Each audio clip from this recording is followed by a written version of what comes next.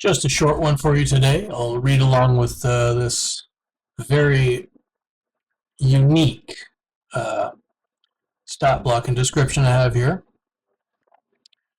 After a random party of adventurers massacred its way through an illithid nest, killing everything along their path, including the elder brain, a handful of squirming tadpoles flopped their way out of their shattered tank and slithered along the damp floor of the cave system, until they came across more wreckage from the brave adventurers, the remains of beheaded trolls. Being desperate, and of only animal intellect, the tadpoles burrowed into the skulls of the currently dead trolls and attempted seromorphosis. It kind of worked-ish. The regenerative ability in the troll tissue interferes with the completion of seromorphosis. The tadpole is fully integrated into the brain and remaining nervous system of the head. An odd number of tentacles sprouted from the meat of the severed neck. The tadpole's cephalopod-like beak juts out from the vertebra of the neck. The partial transformation has closed off and covered the nose and ears, leaving only a mouth and eyes with occasional hair. Then in an instant there is consciousness. With no memory of either of its previous lives, the new being retains some attributes of its parentage. A squidbilly, or the Appalachian mud squid, is a small abomination, chaotic, too stupid to be truly evil, neutral, with an armor class of 15 and 42 hit points, a speed of 15 by dragging itself along with short neck tentacles, 13 strength, 8 dex, 20 con, 8 intelligence, 8 wisdom, and 8 charisma. It's perception of +2. It has 60-foot dark vision and passive perception of 12. The languages are whatever the first language it encountered is, and it can't learn a second language. Its challenge rating is 3, worth 900 XP. It has regeneration ability. The Squidbilly regains 10 hit points at the beginning of its turn.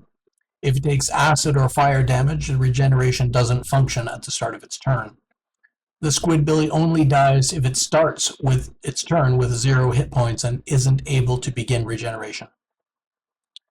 Actions, it gets 1 attack per round. Using a melee weapon, any weapon usable by a medium creature. Weapon attacks are always made at disadvantage and for half damage, as the objects were not intended to be manipulated by neck stump tentacles. No plus to hit, 5-foot reach, 1 target, damage as per weapon. You can also do a tentacle slap, which is +7 to hit with a 5-foot reach, 1 target, 2d6 +4 bludgeoning damage. As far as ecology, Squidbillies are not very smart. Somehow, through the horrors of their inception, they manage to have a means to reproduce, and their reproductive drive is insatiable. They will actively try to mate with any intelligent species they encounter, any animal they think they are strong enough to dominate, and occasional inanimate objects they might consider attractive, such as particularly large pumpkins, statues, or well-made liquor barrels. Though they take on the mantles of male or female in copying the societies that they've seen, they are truly hermaphroditic, and when sufficiently aroused, they will lay a clutch of 1 to 100, the percentile eggs, that will hatch in 24 to 48 hours. The hatched offspring will commonly be insanely competitive and fight until only one remains alive. This champion will have no language until taught one, and usually have sufficient ego to challenge and attack the adults nearby, one of whom spawned it. The newborn will reach adulthood within 1 year. Luckily, due to its abominable heritage, the Squidbilly has no magical or psionic ability whatsoever, nor even the intelligence to know the difference between the two. They will always accept any offer of intoxication, no matter the drug in question, nor the trustworthiness of the individual making the offer.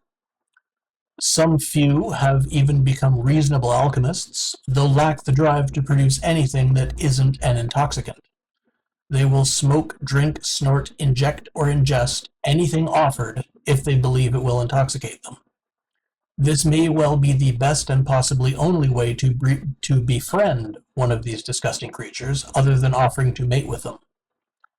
They are omnivores but prefer meat and make no distinction between the flesh of animals or intelligent creatures. They do, however, prefer their meat either barbecued or deep fried.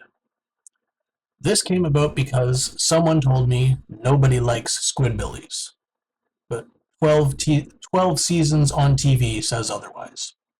All right? If you enjoyed this, or if you thought it was funny, like, share, comment, and subscribe. I'd love to hear about one of these things showing up in somebody's game. Talk to you next time.